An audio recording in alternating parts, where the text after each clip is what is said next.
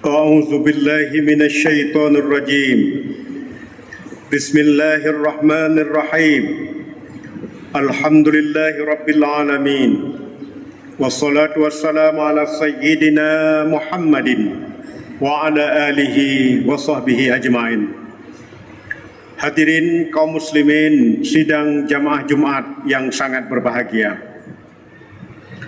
Pada kesempatan yang berbahagia ini, sebelum khatib membaca rukun-rukun dua al-khutbah, marilah sama-sama kita mendengar sebuah nasihat yang nasihat tersebut adalah merupakan hasil dialog Rasulullah yang disampaikan oleh Rasulullah.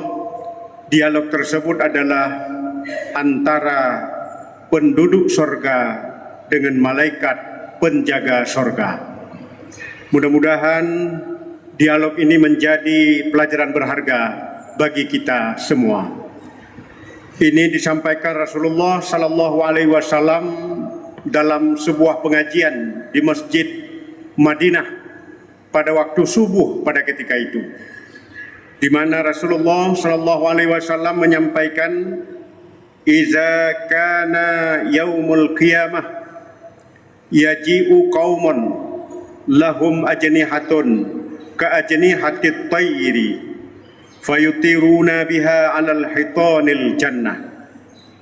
Idza kana yaumul qiyamah, apabila tiba hari kiamat, yaji'u qaumun, datanglah sekelompok kaum, lahum ajnihatun, kaum tersebut memiliki sayap, ka ajnihatis tayr, seperti sayap burung, fayutiru biha ala hitanil jannah. Fayutiruna, fayutirun maknanya adalah berterbangan dengan sayap tersebut. Kaum tersebut fayutiruna, berterbangan, biha dengan sayap tersebut, ala hitanil jannah, ke berbagai penjuru sorga. Fayaqulu lahum khadainul jannah, lalu oleh khadain ini kalau bahasa pesantren, bahasa Dayak, haris, piket bahasa kitanya, penjaga, gate security, penjaga di pintu sorga. Lalu fayaqulu lahum khadainu, penjaga sorga tersebut bertanya kepada kaum tersebut, "Man antum?" Siapa anda? Siapa kamu? Fayaquluna, kaum tersebut menjawab, "Nahnu min ummati Muhammad sallallahu alaihi wasallam." Wahai para malaikat, kami ini adalah merupakan umat Muhammad sallallahu alaihi wasallam. Malaikat bertanya, "Tapi kami ini adalah ditugaskan oleh Allah Subhanahu wa taala untuk mencatat, untuk menjaga siapa saja orang-orang yang masuk surga, maka tidak boleh luput daripada jagaan kami, tidak luput daripada absensi yang kami lakukan di pintu. Tapi kenapa kamu sudah berada di dalam, sedangkan kami yang menjaganya tidak pernah tahu dari mana, dari pintu mana anda masuk?" Lalu malaikat bertanya, "Hal ra'aitumul hisab?" Apakah anda sekalian ini, wahai kaumku, wahai umat Muhammad yang berada di dalam ini, sudahkah anda dihisab? Hal ra'aitumul hisab, apakah anda sudah dihisab? Sehingga proses hisab tersebut telah anda lalui, lalu anda masuk ke dalam surganya Allah? Mereka semua menjawab, fayaquluna la, kami tidak pernah melihat hisab. Di mana hisab tersebut? Kapan hisab tersebut? Dan siapa yang menghisab? Kami tidak pernah peduli dan kami tidak pernah tahu. La, kami belum pernah mengikuti prosesi hisab tersebut. Malaikat makin bingung. Karena orang yang masuk surga atau masuk neraka sekalipun itu harus melalui satu prosesi yang disebut dengan hisab. Tapi kenapa sekelompok kaum ini sudah berada di dalam surga, mereka tidak melalui proses hisab? Lalu malaikat bertanya lagi, fayaqulu, malaikat bertanya, hal ra'aitumus sirat, apakah kamu semuanya sudah melalui sirat, sudah berjalan di atas sirat, sehingga orang yang selamat berjalan di atas sirat itu berhak masuk surga? Apakah anda ini sudah pernah melihat sirat, sudah pernah prosesi di atas sirat? Mereka menjawab, la, kami juga tidak pernah melihat sirat, kami tidak pernah melihat hisab, kami tidak pernah melihat sirat. Lalu kenapa kamu bisa masuk? Tengku-tengku sekalian, padahal alam bardah itu kan kita harus melalui 7 proses baru sampai ke surga atau baru sampai ke neraka. Untuk menuju ke surga itu ada 7 proses. Yang pertama disebut dengan yaumul bardah. Tidak bisa orang masuk surga, tidak bisa orang masuk neraka tanpa melalui alam bardah. Mati dulu. Alam bardah adalah alam kubur, di mana mandum katanya semua kita pasti melalui alam bardah itu. Maka di alam kubur itu ada 3 hal. Minimal kita akan lalui 2 hal. Pertama, di alam kubur, tugas manusia di alam kubur itu ada 3. Minimal 2. Pertama adalah fitnah kubur. Siapapun kita, siapapun orangnya, berapapun umurnya, asal dia sudah balik, pasti melalui fitnah kubur. Fitnah kubur. Fitnah kubur adalah pertanyaan-pertanyaan di dalam kubur. Ma rabbuka? Siapa Tuhanmu? Maka jawaban yang kita berikan adalah sesuai dengan perbuatan-perbuatan yang sudah kita lakukan di atas permukaan bumi. Maka oleh ulama-ulama tarikat selalu berzikir. Maka tarikat apapun yang muktabarah, apakah itu tarikat Syatariyah, apakah itu tarikat Naqsyabandiyah, apakah itu tarikat Syadiliyah, Fatimiyah, Tijaniyah, dan lain sebagainya, semua tarikat itu adalah proses talqin la ilaha illallah. Semua tarikat, walaupun ada bermacam askar, ada bermacam zikir-zikir dan aurat, wirid-wirid, tetapi pada intinya tarikat itu adalah la ilaha illallah yang ditalqinkan. Lalu ada orang bertanya, kenapa la ilaha illallah itu yang ditalqinkan? Dan kenapa la ilaha illallah yang dibacakan? Ada tarikat yang mewajibkan baca la ilaha illallah sampai puluhan ribu, sampai ratusan ribu. Kenapa? Karena la ilaha illallah yang kita ucapkan itu akan mempermudah jawaban ma rabbuka di alam kubur. Karena Allah, karena mulut kita, karena lidah kita sering bermula basah dan basah dengan kalimah tauhid, dengan kalimah la ilaha illallah, maka nanti di alam kubur ketika malaikat bertanya ma rabbuka, dengan enteng mereka menjawab Allah Tuhanku. Maka inilah ditalkinkan kalimah la ilaha illallah dan membaca la ilaha illallah itu sebanyak-banyaknya.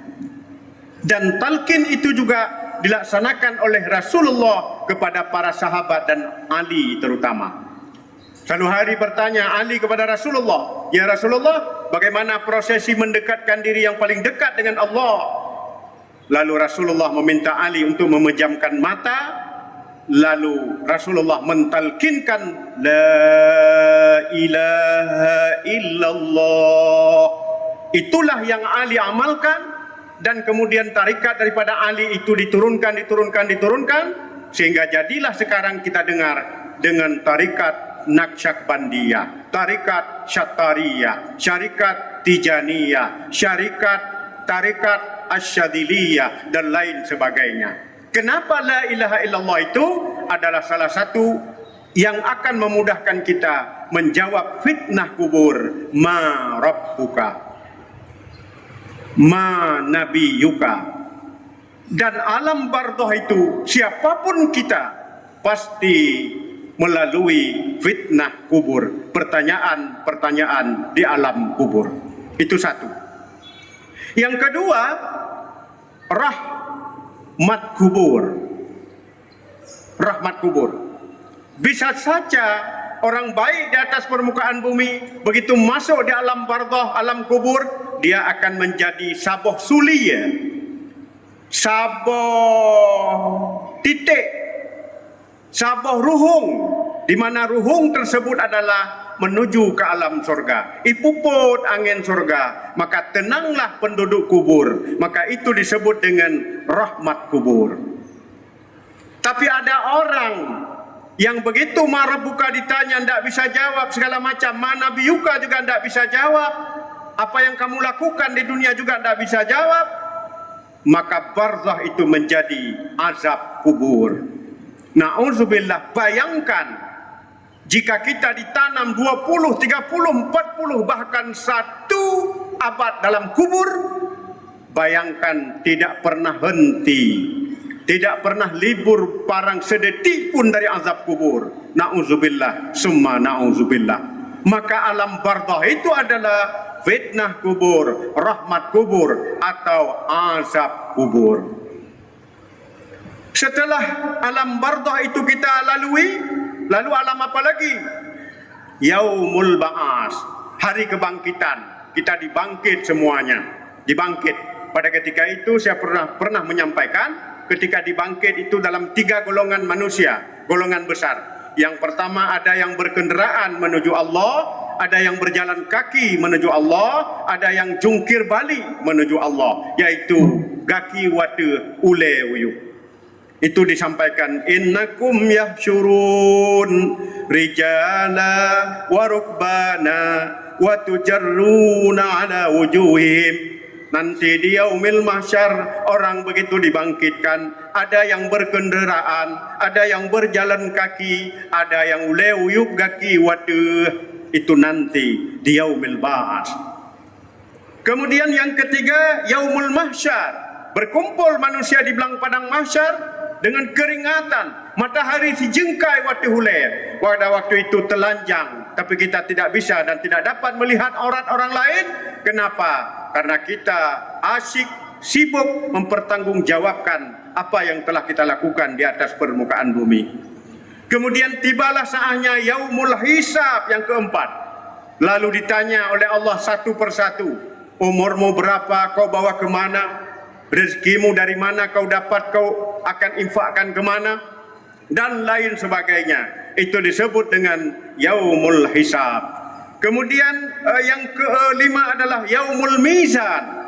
Gepei ada cing menyobrat uia gesepot dalam neraka, belat unun masuk surga. Itu disebut dengan yaumul hisab, yaumul mizan. Kemudian yang keenam, yaumus sirat. Tadi hal ra'aitumus sirat tadi. Apakah kamu melihat sirat? Karena kenapa? Fase yang keenam di yaumil akhirah adalah yaumus sirat. Tanya pada Sabahura, di hari itu kita semuanya naik ke atas jembatan sirat. Mana yang pegah siratnya adalah lageo geplah 7. Ilung kalan berbagai ayat, berbagai hadis sebetulnya hana. Sirat yang ubudnya bagi orang yang hana amai. Bagi orang yang tidak ada amalan, memang siratnya ubudhat. Sehingga payah bak gejak, red ke, watai red langsung neraka ayuk. Tapi bagi orang yang nak amalan, sirat itu adalah jalan yang luas. Gonyan sambil geyup apa? Jek geja atas sirat. Bagi orang yang beramal yang baik, tidak pernah ada hal-hal dengan orang lain, maka sirat itu adalah merupakan jalan yang luas. Kemudian yang terakhir, yaumul jaza. Baru tiba hari pembalasan. Baru dibalas. Kalau antum, kalau kamu baik, maka itu surga. Kalau tidak baik, neraka. Fariqun fil jannah wa fariqun fis sa'ir. Setelah pada hari jaza tersebut, Allah membagikan manusia itu dua kelompok. Fariqun fil jannah, satu golongan masuk ke dalam surga, satu golongan lain masuk ke dalam neraka.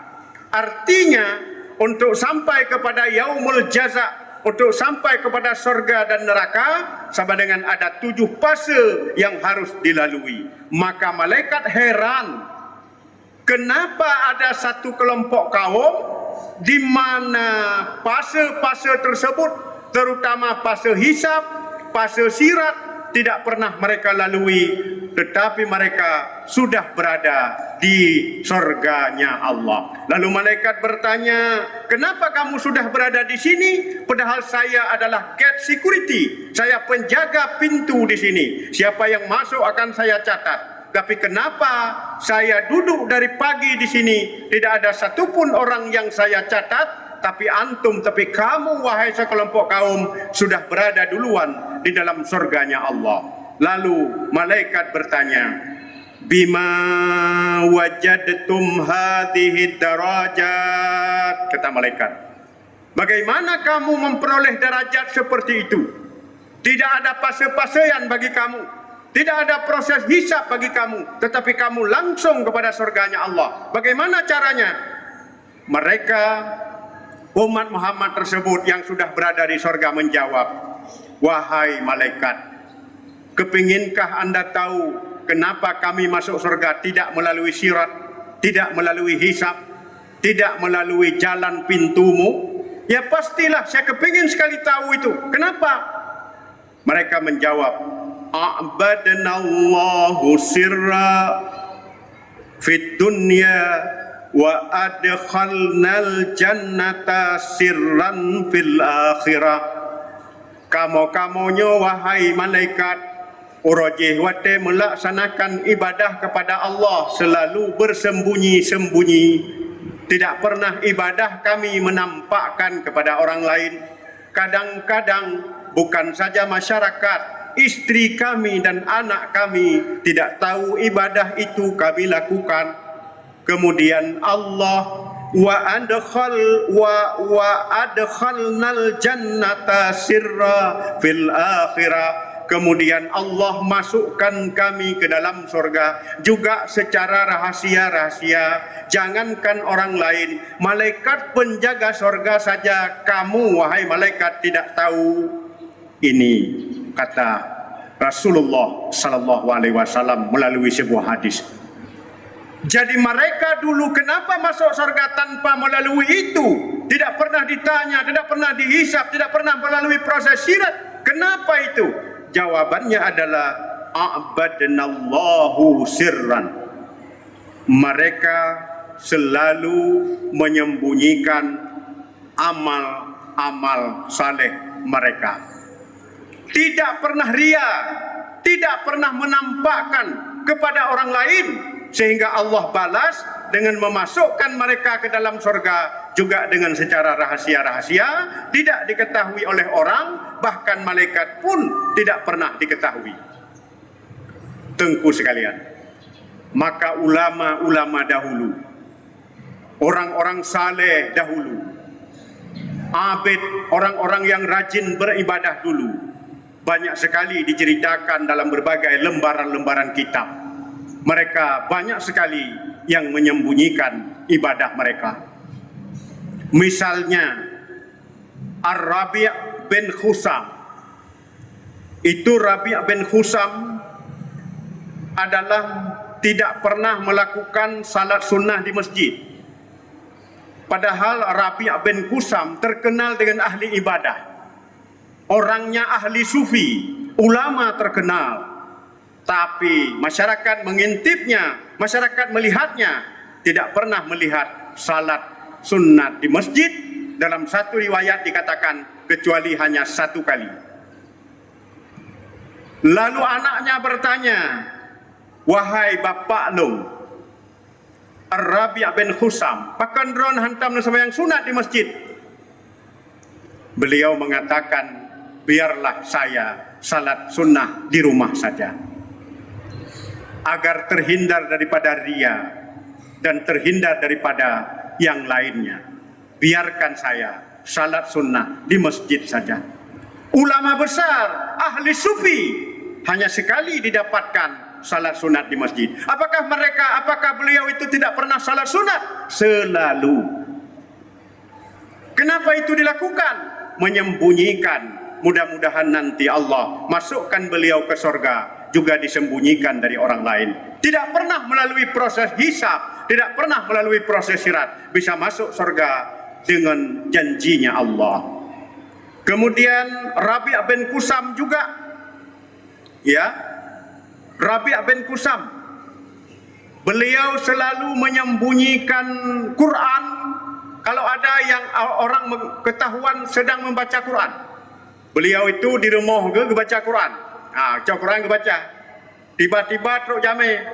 "Assalamualaikum Syekh." Gecok Quran, gepaso dalam baju. Gepaso dalam jubah. Gemat Quran. Geduk ke pura-pura tengah geduduk. Lalu pada suatu hari ketahuan tamunya ndak balik-balik, ndak pulang-pulang, sudah 6 jam di rumah. Karena hae le gemat pak gesam Quran jatuh. Waktu jatuh Quran ditanya oleh tamunya, "Apa itu Syekh?" "Gekem bukannya Quran." Rupanya selalu membaca Quran, tapi selalu menyembunyikan amal salehnya. Ketika tamu datang, Qurannya dimasukkan ke jebah agar orang tidak mengetahui bahwa beliau sedang baca Quran. Siapa itu? Rabi' bin Kusam. Kemudian juga Ayub As-Sikhtiyani, ulama besar Ayub As-Sikhtiyani, beliau adalah selalu menyembunyikan tahajudnya. Beliau itu terkenal kalau malam itu tiba, masyarakat sudah tidur, orang-orang sudah tidur, beliau bangun salat tahajud sampai subuh. Begitu subuh, beliau sedikit berteriak suaranya. Begitu azan, lalu beliau menghidupkan lampu di luar, kemudian sedikit berteriak. Kenapa beliau berteriak? Agar orang-orang di samping rumahnya menyebutkan bahwa Ayub baru bangun. Rupanya Syekh Ayub wate azan baru gebeda. Agar orang menyangkanya begitu. Kenapa beliau teriak-teriak? Agar orang menyangka bahwa beliau baru bangun. Padahal beliau adalah dari jam 12 malam tidak tidur, tahajud kepada Allah Subhanahu wa ta'ala. Kenapa itu disembunyikan? Mereka kepingin masuk surga tanpa banyak pertanyaan. Kemudian Ayub As-Sikhtiyani ini juga punya kebiasaan menyembunyikan amal ibadahnya. Ketika beliau mengingat dosa, sering menangis. Masa kecil-kecilnya beliau salat, tapi salatnya yakin kadang tidak diterima. Karena waktu masih kecil mungkin rukun semayang, lafaz semayang hana khusyuk. Sehingga beliau mengingat dosa, sering menangis. Ketika ketahuan orang-orang beliau menangis, lalu beliau ditanya, "Wahai Syekh Ayub, kenapa menangis?" Beliau menjawab, "Saya sudah 2 hari ini diserang penyakit flu." Demikianlah beliau menyembunyikan tangisannya. Demikianlah beliau menyembunyikan ibadahnya. Karena tangisan mengingat dosa adalah ibadah yang paling besar kepada Allah Subhanahu wa ta'ala. Dan apabila orang banyak dosa lalu mengingat dosa tidak pernah menangis, itu bertanda hatinya keras. Jumudul qalbi, kerasnya hati, disebabkan kasiriz dzunub, banyaknya dosa. Orang yang banyak dosa, mengingat dosa, biasa-biasa saja. Maka orang yang keringnya air mata, Orang yang tu imata dipastikan banyak dosa. Ketika mengingat dosa, mereka tidak pernah menangis. Dan menangis mengingat dosa adalah pahala di sisi Allah yang sangat besar. Syekh Ayub kenapa menangis? Beliau menjawab, saya beberapa hari ini sedang diserang flu. Agar orang-orang jangan mengetahui bahwa beliau adalah menangis karena dosanya. Sehingga ini disembunyikan ibadahnya itu. Kenapa? Beliau kepingin masuk surga tanpa hisab. Ibnu Abbas ini satu hari puasa, satu hari enggak. Satu hari puasa, satu hari enggak. Tapi apa katanya? Ada 20 orang itu, 20 tim mereka, ulama-ulama besar 20 orang. Mereka selalu puasa. Tapi beliau 20 orang ini saling berjanji. Nyona menyota puasa aja tapi nasyarat. 20 gurunya lagi tanya majlis taklim. 20. Pun berat. Menyo puasa aja tapi tugo boh menyeo pakai wangi-wangian Ditanya le ulama lain pakai mana pegat menan. Baik itu pule urang tanya tak puasa, begagah. Begat, sugut, bernampak jangan lapak lesuh, baik nampak lemah. Bahi tanya kalau lagi urang setrak. Bahi lagi urang saleh tatai perhatian saleh. Begagah, baik macam apa? Kenapa mereka melakukan seperti itu? Menyembunyikan amal ibadah salehnya. Siapa mereka? Ibnu Abbas. Sehingga orang bertanya, orang berpikir seolah-olah Ibnu Abbas baru habis olahraga, segar tak. Padahal ke puasa, siuro getup, siuro ke puasa, siuro hana, siuro ke puasa. Syekh Daud bin Abi Hindi, ulama besar, nyogawat dong. Beliau puasa 40 tahun. Jangankan masyarakat, suami, istri dan anaknya pun tidak pernah tahu. Syekh Daud bin Abi Hindi 40 tahun puasa, jangankan orang lain, anak dan istrinya tidak pernah tahu.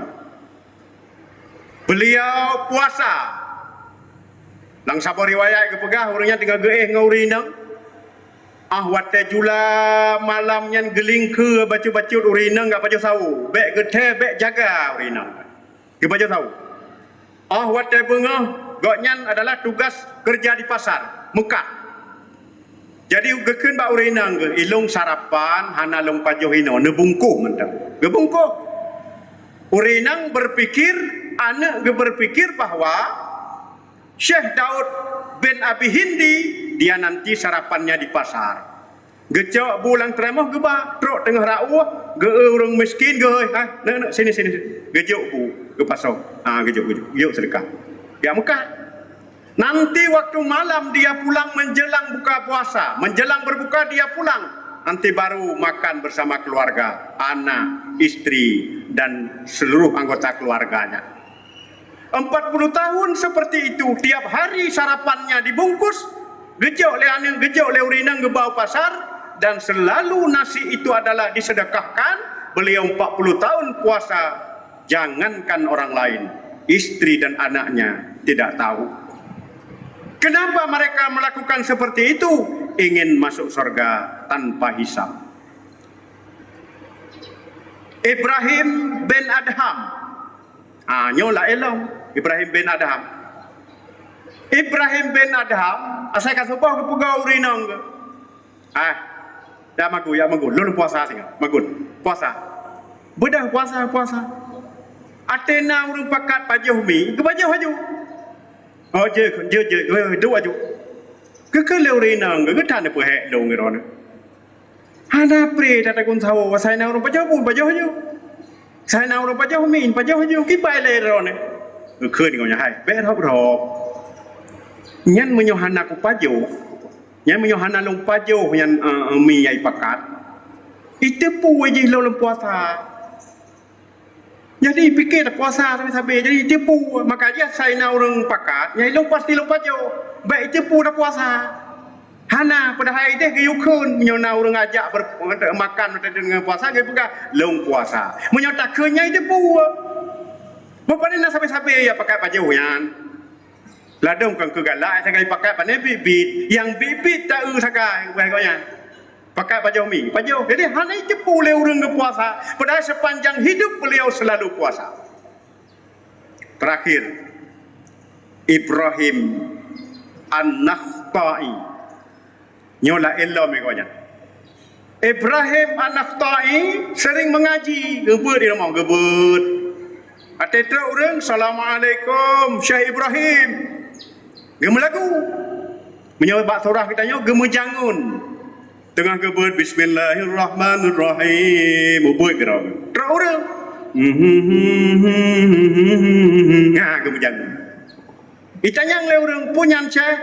Hana be hana pulain tak jangun-jangun kira tetap menyanyi-nyanyi bukan. Lepas orang buka dalam Quran Bismillahirrahmanirrahim gebut lah. Kenapa beliau melakukan seperti itu? Ulama-ulama terdahulu seperti itu? Jawabannya ialah tidak memamerkan amal saleh. Mereka kepingin masuk surga tanpa hisab. Terakhir sekali sebelum saya tutup, kita tanya, apakah sekarang ada Abia? Yo jino na puhana, na le. Maka ditanya hanjit prasangka kepada orang lain. Le. Bukti jipu. Ilong pernah long khutbah bak salah sabah masjid di Birenyo be long begah tu long tanya bak panitia hai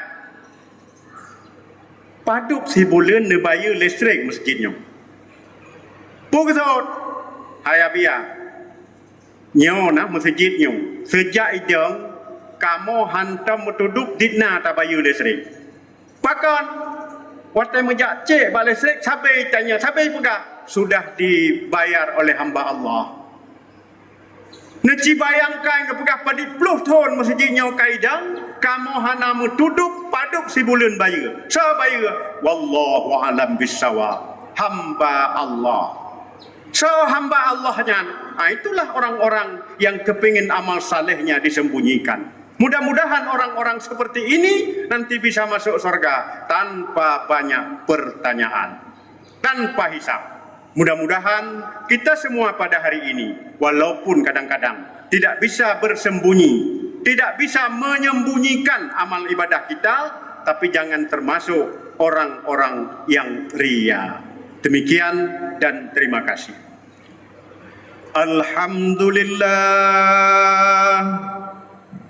Alhamdulillahi Rabbil Alamin.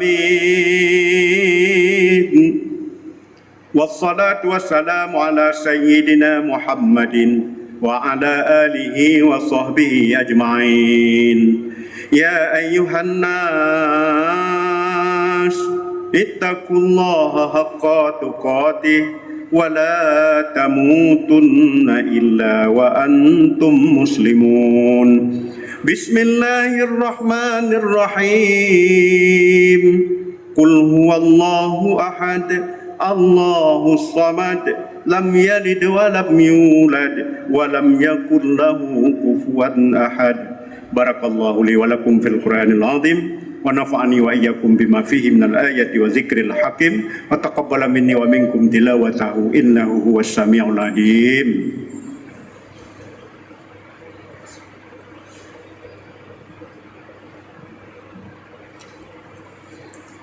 Alhamdulillahi Rabbil Alamin. Wassalatu wassalamu ala sayyidina Muhammadin wa ala alihi wa sahbihi ajma'in. Ya ayyuhan nas ittaqullaha haqqa tuqatih wa la tamutunna illa wa antum muslimun. Bismillahirrahmanirrahim. Inna Allah wa malaikatahu yusalluna 'alan nabi. Ya ayyuhalladzina amanu sallu 'alaihi wa sallimu taslima.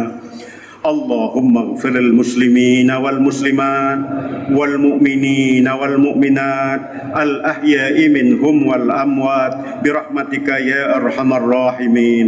ربنا آتنا في الدنيا حسنة وفي الآخرة حسنة وقنا عذاب النار ولذكر الله أكبر.